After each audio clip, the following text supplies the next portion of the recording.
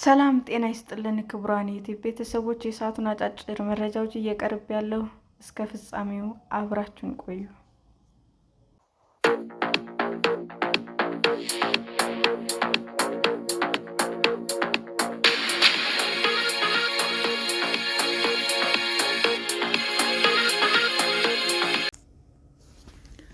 የሰውን ልጅ በመግደል አደገኛ የሆኑት 10 እንስሳቶች የትኞቹ ናቸው?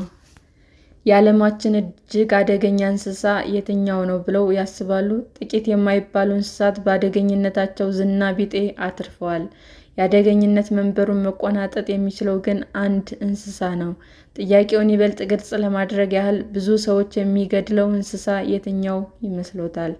የሆሊውድ ፊልሞች ይህንን ስያሜ የተቆናጠጠው ከእንስሶች መካከል ጠንካራው እንደሆነ እንዲያስቡ አድርገውት ሊሆን ይችላል። በዚህ ምክንያት እንደ አንበሳና አዞ ያሉ እንስሳት ይበልጥ ሊፈሯቸው ይችላሉ። ይሁን እንጂ ሰውን ለሞት ከመዳረግ አንጻር ብዙዎች እንስሳት ገዳይነታቸው ከሚታሰበው በታች ነው። ለምሳሌ ሻርኮች በየዓመቱ ለሞት የሚዳረጉት አማካይ የሰው ብዛት 70 ብቻ ነው። በሚያስደንቅ ሁኔታ ብዙዎች የምድራችን ጉዳይ እንስሳት ብዙውን ጊዜ ትናንሽ ናቸው። ሰዎች የሚገድሉትም ስለታማ በሆኑት ጥርሶቻቸው ሳይሆን በበሽታ በመርዝ እና በሌሎች መንገዶች ነው። በጥቅሉ ብዙዎች የዓለማችን አደገኛ እንስሳት የትኞቹ ናቸው ለሚለው ጥያቄ የሚሰጠው ምላሽ አስገራሚ ሊሆን ይችላል። ከ10ኛው እንጀምር። 10ኛ አንበሳ በዓመት 200 ሰዎችን ይገድላል። ምንም እንኳ ጫካ ውስጥ ባይኖርም የጫካው ንጉሥ ተብሎ የሚታወቀው አንበሳ በአደገኝነት ደረጃ ዝርዝር ላይ በቀዳሚነት እንደሚቀመጥ ገምተው ከነበረ ተሳስተዋል።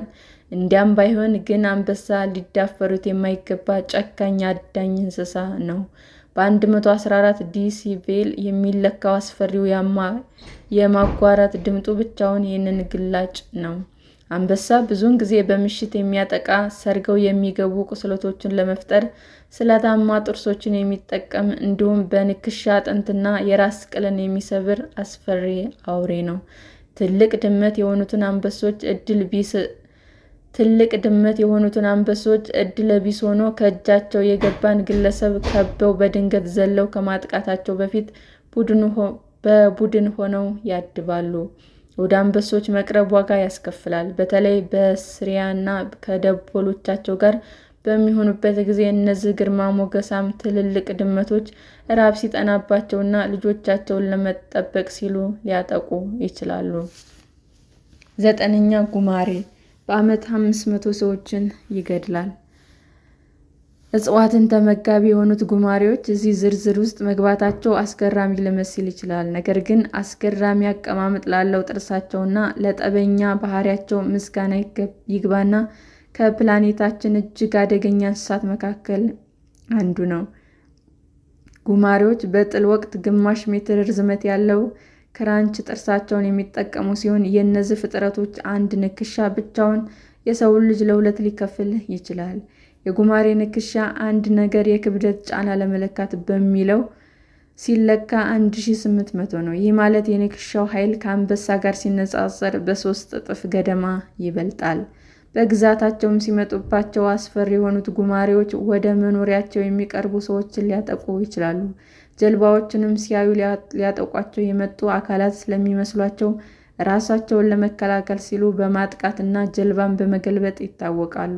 ከፍርሃት የተነሳም ሌሎች ጉማሬዎች በመብላት ይበልጥ ይታወቃሉ። 8ኛ ዝሆን በዓመት 600 ሰዎችን ይገድላል። ነገሮችን በጭራሽ የማይረሱት ዝሆኖች ሌላኛው መገለጫቸው ነው። ሰዎች መግደላቸው ነው። ኃይለኞች ዝሆኖቹ ዕድሜ ለግዝፈታቸው ከዓለማችን እጅግ አደገኛ እንስሳ መካከል ናቸው። ሰዎች በተለያዩ መንገዶች ሊያጠቁ ይችላሉ። ዝሆኖች ብዙውን ጊዜ ሰዎችን የሚገድሉት በመርገጥ ነው። የአፍሪካ ዝሆን እስከ 8 ቶን ድረስ የሚከብድ ሲሆን የእስያ ዝሆኖች እስከ 5 ከግማሽ ቶን ይመዝናሉ። ይህ ያህል ክብደት ካለው ዝሆን የሚመጣ ምት እና እርግጫ የሚፈጥረው ኃይል አንድ ሰው ለመግደል በቂ ነው።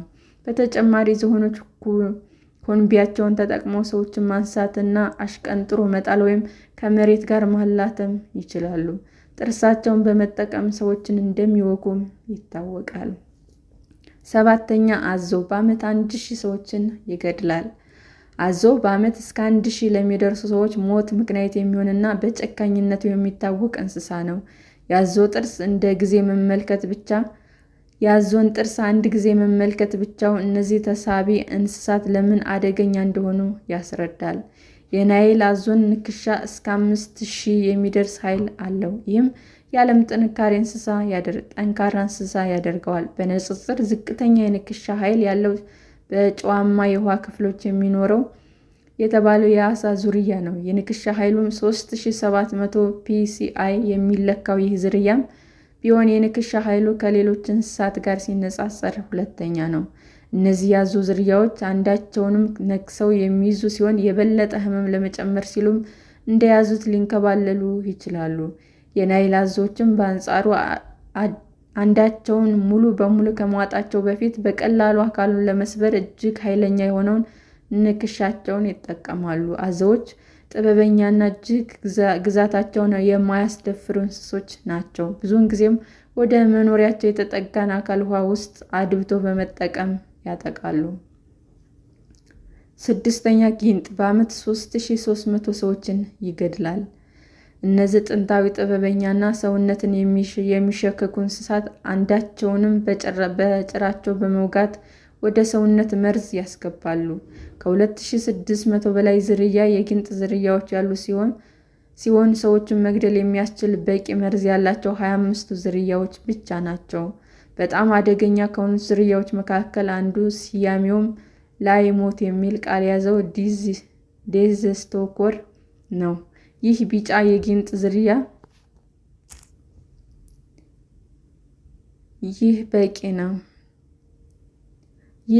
የጊንጥ ዝርያ በደረቅና በረሃማ መልክዓ ምድሮች የሚገኝ ሲሆን በሰሜን አፍሪካ እና መካከለኛው ምስራቅ በረሃዎችም ይገኛል። እነዚህ ገዳይ ዝርያዎችም የሚይዙት መርዝ ወጣቶችን፣ አረጋውያንን እንዲሁም እንደ ልብ ህመም ያሉ ህመሞች ያሉባቸው ሰዎችን ለመግደል የሚበቃ ነው።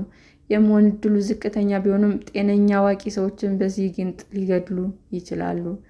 5ኛ ገዳይ ትኋን በዓመት 10,000 ሰዎችን ይገድላል። ገዳይ ትኋኖች የቻጋስ በሽታ ዋነኛ አስተላላፊዎች ናቸው። እነዚህም ደም መጣጭና ነፍሳት በመካከላቸውና ደቡብ አሜሪካ ትልቅ ስጋት ናቸው። ቻጋስ እስከ ሞት የሚያደርስ በሽታ ሲሆን የሚተላለፈውም በገዳይ ትኋን ንክሻ ወይም በነፍሳቱ የተበከለን ቀዝቃዛ ውሃና ምግብ በመጠቀም ነው። በዚህም ነፍሳት አይነ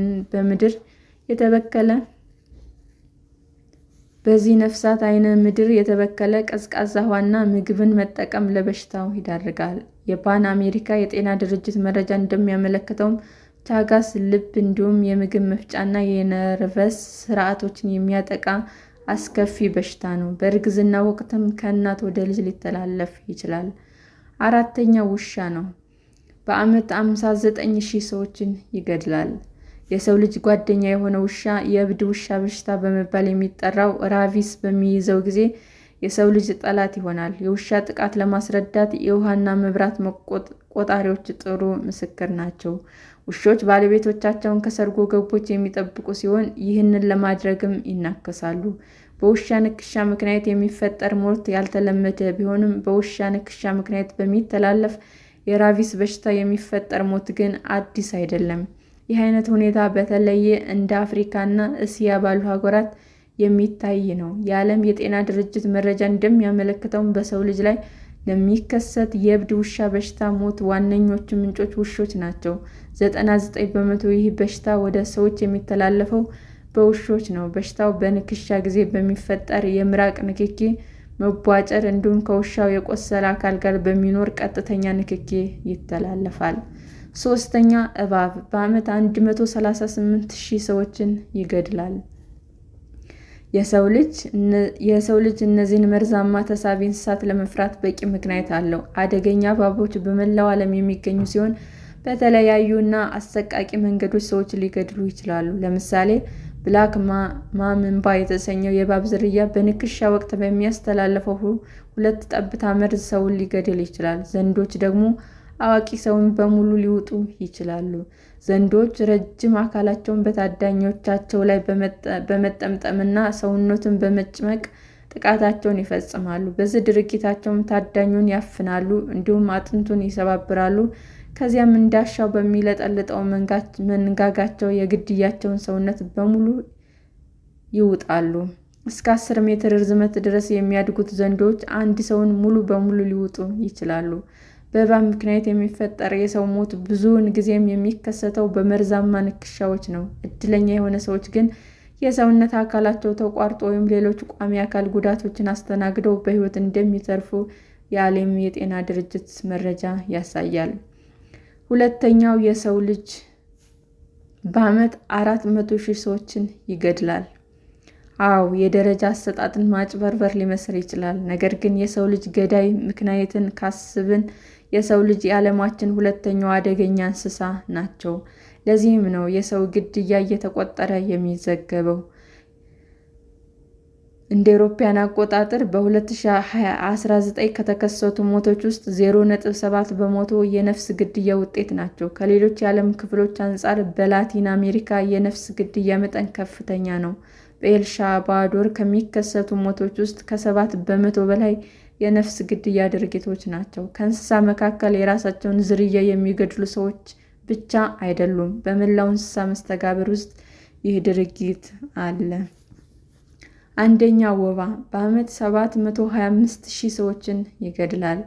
እንደ ወባ በሽታ ያሉ የጤና እክሎች የሚያስተላልፉ እና በየዓመቱ ለ725,000 ሰዎች መሞት ምክንያት የሆነው የወባ ትንኞች የዓለማችን አደገኞች እንስሳ ናቸው።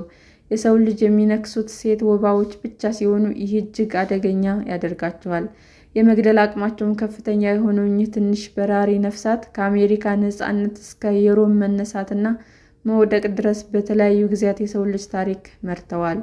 የወባ በሽታ በተለይም በአፍሪካ ውስጥ አስከፊ ነው። የዓለም 95 በመቶ የወባ በሽታ እና በዚሁ በሽታ የሚከሰት 96 በመቶ ሞት የሚፈጥረው አፍሪካ ውስጥ ነው።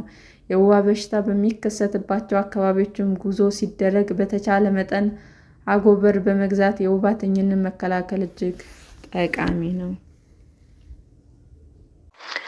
ሰላም ጤና ይስጥልን ውድ የዩቲዩብ ቤተሰቦቼ እንዴት ናችሁ?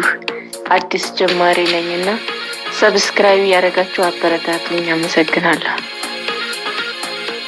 ክቡራን የዩቲዩብ አድማጮቻችን ለሰዓቱ ያቀረብኩላችሁ አጫጭር መረጃዎች ይህንን ይመስል ነበር። በሌላ መረጃ እስክንገናኝ ሼር፣ ላይክ፣ ሰብስክራይብ እንዲሁም ቢቀርብልን የምትሉት መረጃ ካለ ኮመንት እያደረጋችሁ ቸር ቆዩን።